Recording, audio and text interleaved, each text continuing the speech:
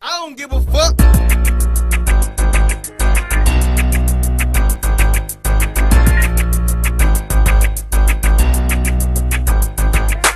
boy, nigga, I don't be playing them games. Oh boy, I come spraying them things. Oh boy, I pull things like Jesse J or John Wayne. Niggas play blow out the brain. Oh boy, I don't give a fuck. Oh boy, we coming in them big black trucks. Oh boy, y'all motherfuckers backed up. Oh boy, oh boy, oh boy. With my own town, get rich, have my throne down. At first we couldn't rap, but you want me on your songs now. And when it's drama with your features, he is toting these case. We hit your block, 3D, believe it, smoking for days. Blown up, kill any nigga that's shown up. Just label me a young ass nigga that just don't give a thrown fuck. You want it grim, but up close, you turn your head. You try whatever you want, your people's gonna be learning you dead. Drop a G down, you fade me, I'm gonna roll the dice. Smoking flips up, hop out the trunk and I'm gonna fold your life. It's all gonna stop right here, right now. What you hope, you fucked up, you look up, I'm up here on the scope. Oh boy, I put semen on your feet.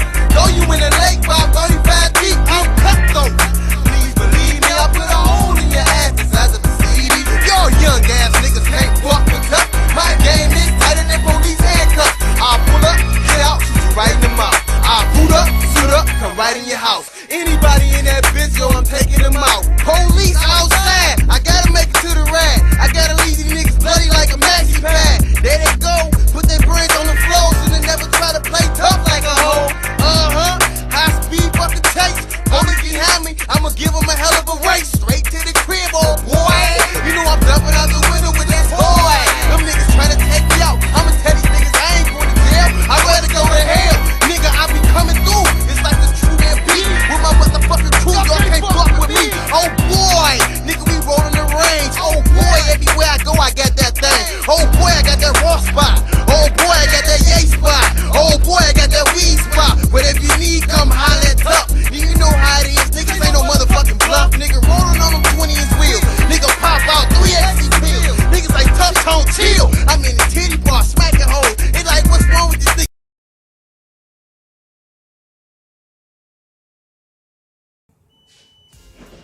Yo, what's up, One Pride Riders, man?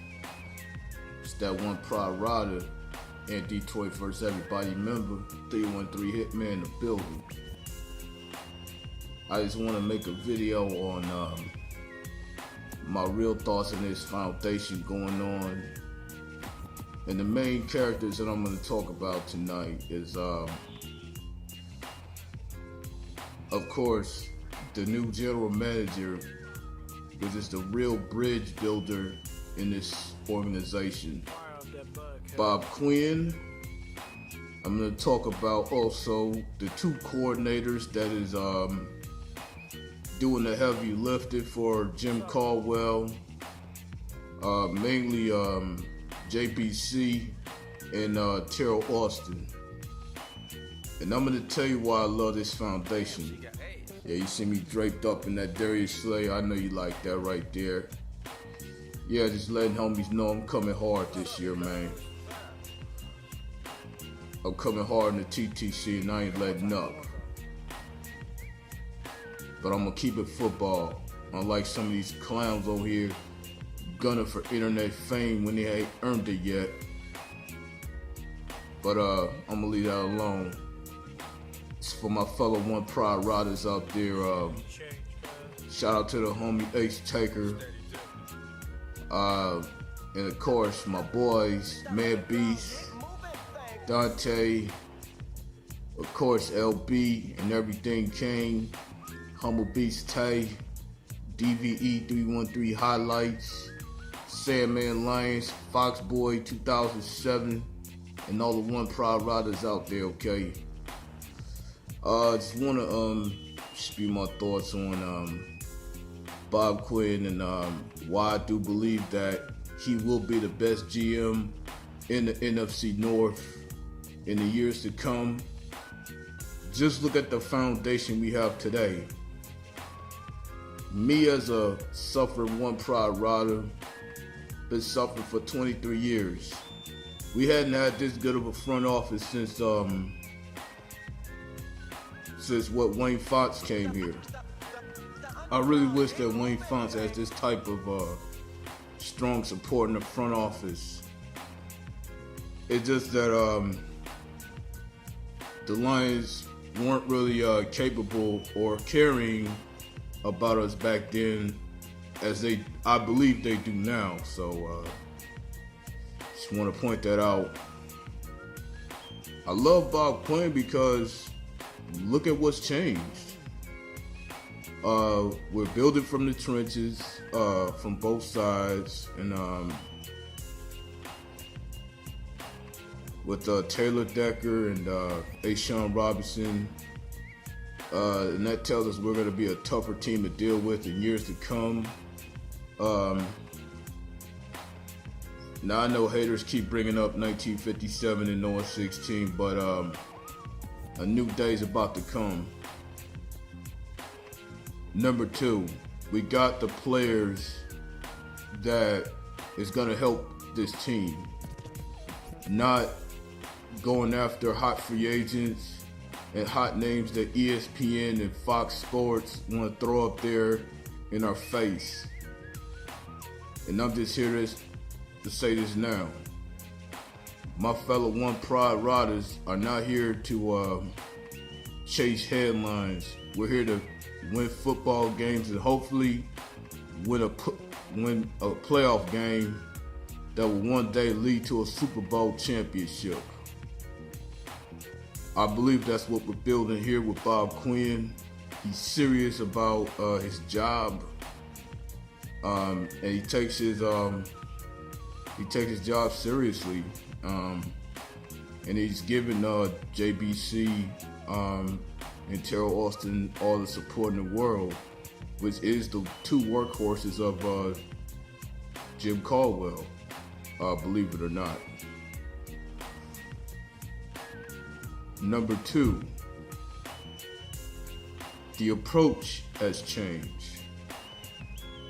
The way that the rookies are talking right now. Have you seen any rookie on this team ever been excited to play football outside of Killebrew and Ashawn Robinson with the quotes he said? You know, now I know some of his training camp talking. Eventually, they're gonna have to prove it, but just look at this mentally tough attitude we have now. I just love it all together, and for those reasons alone, I do believe sincerely in my heart that Bob Quinn will go down as the best GM in the NFC North for years to come. Maybe not now, but I definitely know he will be in the future. So Ted Thompson, watch out for your back, because Bob Quinn about to take that spot. My thoughts on JBC. Well, I think his value will rise with my fellow One Pride Riders this year. As I previously mentioned, our offensive line is getting restructured and it's getting stronger with national championship winner Taylor Decker on the left side, and with Riley Reef on the right, and we get an opportunity to build some depth during the second phase of free agency, and I believe that Bob Quinn will do that for us. That alone is going to straighten the numbers in our running game. It's going to help Amir Abdullah and Theo Riddick so much. And I'm here to tell you why. That means more carries for our running backs, pretty much running back by committee, which means less throws for our Stafford. And I say the lesser the throws, the better. And I know a lot of people are sleeping on the value of Marvin Jones. I think he's really, with his speed and his unique way of getting open, of helping AJ Green for so many years, he's going to do the same for Golden Tate. He's going to do the same for Golden Tate, and I do believe, from what I saw last year, JBC is the right man to help Stafford and help him become an elite quarterback. Because of just what he did last year. I do believe that some of the mechanics work, and I saw that last year, and I'm going to see more of that in the next year to come. I do see positive signs with the chemistry of JBC and Stafford alone, which is going to feed off on all the offense altogether, especially the offensive line.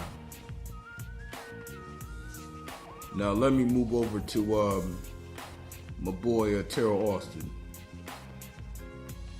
For anybody that doubts the ability of Teryl Austin, just look at what he did with Ndamukong Suh. Now I know some TTC clowns ain't gonna like the fact that I bring up Suh's name, but I don't care. This is my video. I say what I want. Teryl Austin's game plan is a part of the reason why Ndamukong Suh got that big contract with the Dolphins. I cannot imagine what he's going to do with A'Shawn Robinson sitting next to Ezekiel Ansah. As in the D, we call him Ziggy, because he earned his way into our hearts by playing hard and representing us in the Pro Bowl and the top 100 list, coming in at number 43. Yeah, I said it. The rest of the NFL can sleep on our talent. I don't care. The fact that we got Levy coming back, and the fact that we got Whitehead replacing Tulloch, which was sorely needed. Now, as much as I love Tulloch, if he was in his prime, but unfortunately he's past his prime, and the last thing I want to do as a one pride rider is to carry a player that won't play for us. And unfortunately, Tulloch was one of those people, man. Shout out to Man Beast for bringing the news first to everybody. So, just look at what Teryl Austin is doing with Darius Slay. And yeah, I'm repping this. You see that? I'm repping this jersey right now. I see the growth of this. I see the growth in this player, along with Quandre Diggs and Neville Lawson. Now, those are the two guys in my eyes that are going to grow in this defense. And I'm going to go ahead and speak on Killebrew a little bit. If Teryl Austin can help mold Darius Slay, imagine what he's going to do with Miles Killebrew.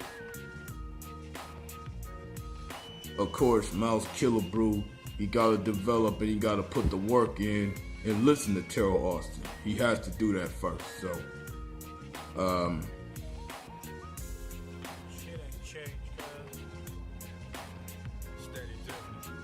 if Miles Killebrew does that, if all three of our defensive picks from last year and this year, A'Shawn Robinson, Miles Killebrew, and Darius Slay, if they all grow, along with Quandre Diggs and Neville Lawson,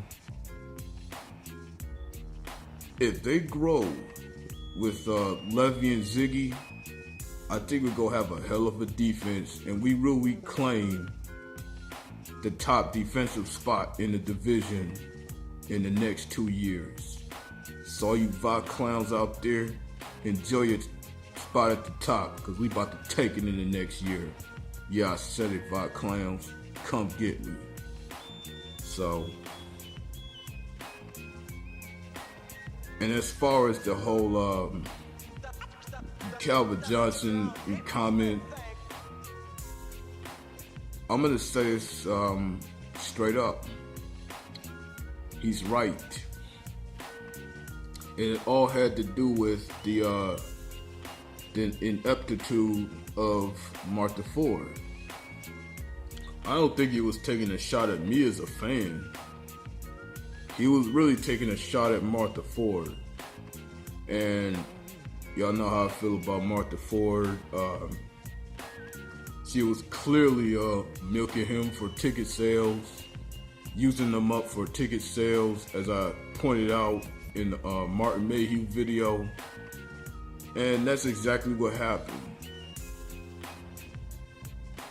Now, of course, enemies in the North, they're gonna use that against us in their videos. I already see it coming, so I'm not even concerned about it. But again, it goes back to the horrendous track record of our ownership. Martha Ford and her horrible late husband's, leadership, which it was. It was horrible at best. Unfortunately, that's what Calvin Johnson was used for. He was basically used for ticket sales for the Fords to make money. Now, some of y'all might not like that comment, but that was the absolute truth, because in the end, he retired. He no longer wanted to be used as a prop to make money. I don't blame him for retiring at all. He could do what he likes. But as a one pride rider, I have to move on. But I do believe that he was dead on right when it came to Martha Ford. She did not put a contender on the field. And that's why he felt he retired. So that's all I'm gonna say on that. And I'm gonna wrap this thing up, man. Shout out to East Warren LB, Mad Beast, Dante, Everything King, Ace Taker. This is your One Pride Rider and Detroit versus Everybody member, 313 Hit Man. And I'm saying, pow.